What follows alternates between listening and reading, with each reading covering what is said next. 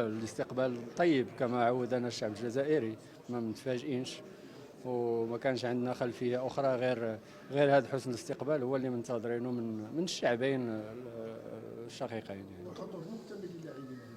لا الحمد لله ما عندناش غيابات، الاستعدادات كانت في ظروف جيده، استعدينا لاطول فرصه ممكنه في البلد، وفضلنا التنقل على بعد يومين لانه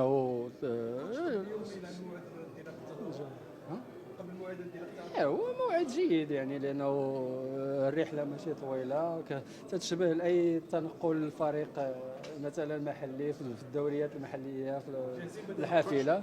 لا الرحله مريحه، ساعتين او اقل من السفر ماشي. كيفاش في المناسبه المجموعه تاعكم بحضور نيجيريا وزامبيا وجنوب اكيد هما ثلاثه مجموعات قويه، ولكن الطريق لكاس العالم اكيد انك غتواجه منتخبات قويه. صحيح ان الفرق اللي في المجموعه قويه، ولكن خص الواحد يقاتل على الحظوظ ديالو.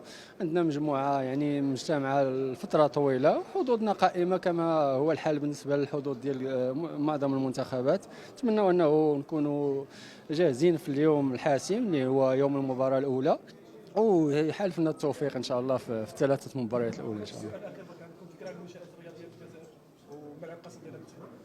عندنا فكره، لانه المنشات في الجزائر في الفتره الاخيره كاين تحسن كثير. نتمنى ان شاء الله وننتظروا انه الارضيه تكون جيده. نعرفوا انه الارضيه تحسنات في الفتره الاخيره، وهذا غيناسب لاعبين صغار يعني للتعبير على الامكانيات ديالهم ان شاء الله الفنيه في الملعب ان شاء الله.